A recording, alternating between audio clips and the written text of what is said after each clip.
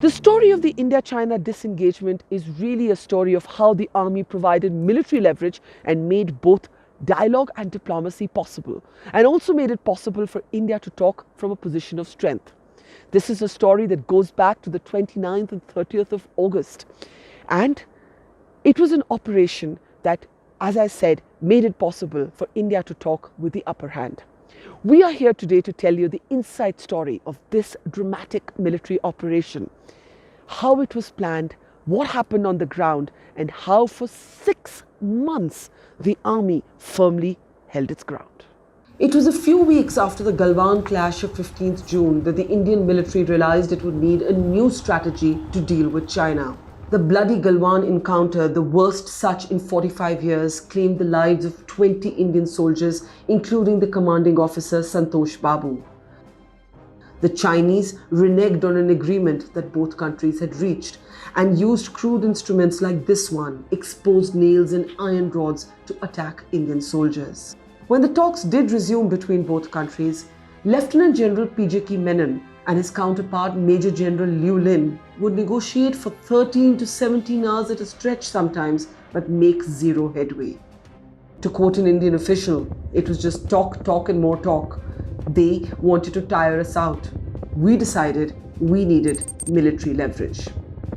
These images that we then saw in February of tanks rolling back to the baseline and soldiers pulling back, the dramatic signs of disengagement, none of this would have been possible had the army not decided to move gear from being reactive to proactive, defensive to aggressive, launching what would be known as Operation Snow Leopard. Thus far, the army had been defending Indian territory against the Chinese. Now it decided to move into areas that neither country had occupied since 1962. हमारे देश में अभी मेरे 60 चल रहा हूँ, मैं ये सोच रहा हूँ कि काफ़ी बदल गया है। अभी जैसे देखो रोड या हमारे कम्युनिकेशन जो भी होगा, जैसे कि हमारी इसी साल हमारे गांव में BSNL का टावर लग चुका हूँ। ये भी हमारे फौज के आर्मी के सहयोग से, आर्मी के ऑप्सीलैंड के सहयोग से, हमारे BSNL के सहयोग से, जैसे हमारे गाँव वाले सहयोग से, हम ये कह रहा हूँ सब मिल के हमारे पूरा टाइम पर हम लोग खाना खाया जा सकता है। इसी जैसे हमारे गांव में भी, हमारे देश में भी अभी काफी आगे आ चुका है। And so, on the midnight of 29th August, in an audacious covert operation, soldiers moved up in 3 different areas, taking the heights on the northern bank of the Pangong Tso Lake, some areas on the southern bank, and the crest line in the Kailash mountain range. By dawn the next morning, the rules of the game had changed. In mountain warfare, there is one dictum: he who controls the heights has the upper hand. From the Kailash range, the army could stare down at the garrison town of Moldo inside China. The Chinese were taken by surprise, and for once, it was they who were forced into defensive position. China को मेरा एक संदेश है, जब वो लोग छेड़ेगा तो हम छोड़ेगा नहीं। जब चाइना वाले हम लोग को छेड़ेगा तो हम छोड़ेगा नहीं। हम इंडियन आर्मी के साथ है, उनको एक संदेश बिल्कुल हमारा ये दे। For the next 6 months, at some points on these ridgelines, Indian and Chinese soldiers stood 10 meters within each other. And even more precariously, battle tanks sometimes stood just 50 meters apart.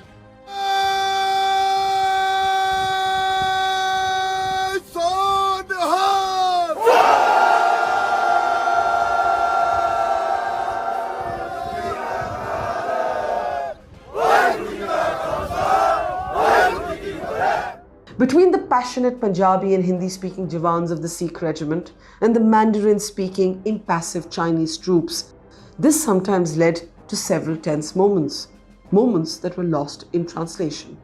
The tanks, for instance, had to be operated every day. Otherwise, the fuel they were loaded up with would freeze at these temperatures. But starting a tank that is already staring down at an adversary could, of course, be mistaken for a sign of imminent assault. Both countries had to learn to decode the other's signals and not let this near-war situation erupt into something larger that could not be taken back. As one official told us, one bullet shot, one misstep, and we would have been at war. While the Indian military has always forcefully defended territory against Chinese aggression, What made Operation Snow Leopard different was that this time the army in fact opened a new military front in areas into which the Chinese had not intruded into. By going on the offensive instead of responding on the defensive, the military finally broke free from the shadows of 1962. अंगदू जुले नमस्ते, बहुत खुशी हुई आपसे मिलके।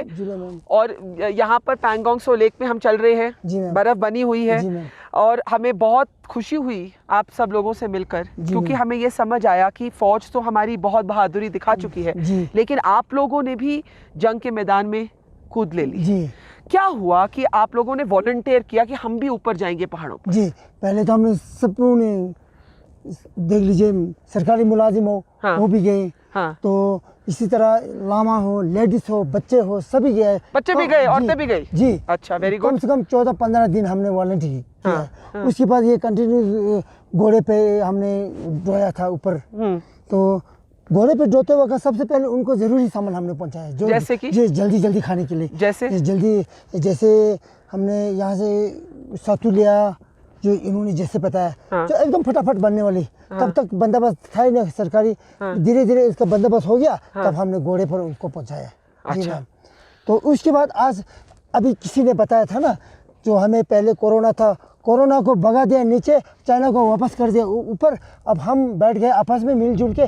फिर उसके कुछ 1 महीने के बाद यहाँ के कमांडर साहब, हमारा काउंसलर साहब, ये कोर्ट कमांडर साहब और BSNL सब लोग मिल के हमें एक टावर खड़ा कर दिया। अच्छा। नहीं तो यहाँ बिल्कुल कम्युनिकेशन का बहुत मुश्किल था। टावर भी आपने मदद किया, कम्युनिकेशन टावर? जी, हम गांव वाले मिलके, गांव वालों ने बैटरी बैंक बनाया, काउंसलर ने वो।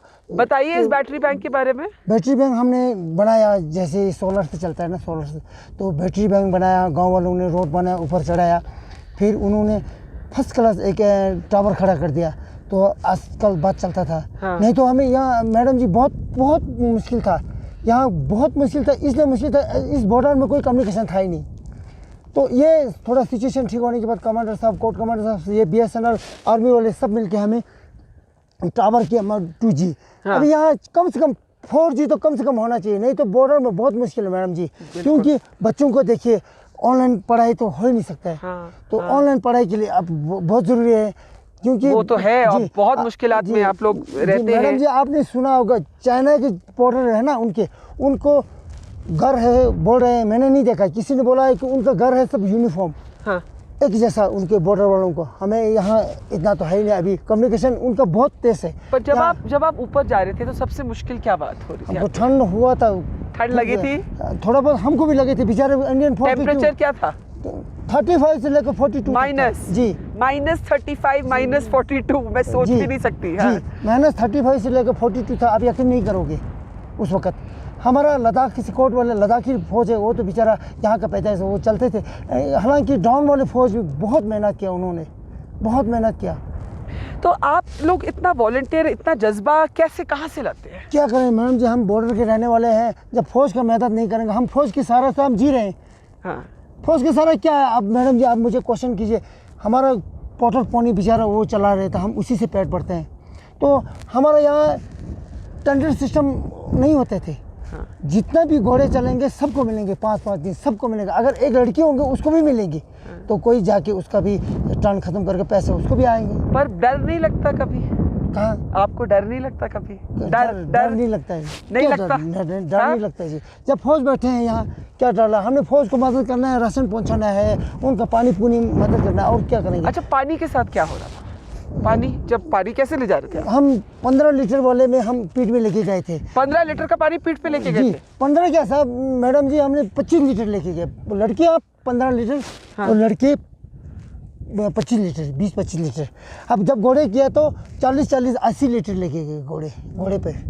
40 एक साइड में 40 लीटर का, दूसरी साइड में 40 लीटर का, 80 लीटर पहुँचाएगा उधर पानी अपने पीठ पे ठोस के। पहले घोड़े पे हम तो 25 लीटर, लड़कियाँ 15 लीटर पहुँचाते। पर पानी पहुँचते पहुँचते तो बर्फ बन जाता होगा? बर्फ बन जाता है वहाँ, फिर एकदम उसी दिन ड्रेन करने से इतना नहीं होता, नहीं तो बर्फ बन जाता है। जी मैम। तो आप देश के लोग को क्या संदेशा देना चाहेंगे? हम देश के लोगों को हम यही संदेश देना चाहेंगे कि जैसे टीवी में देखेंगे, हमारा तरह सबको हिम्मत होना चाहिए।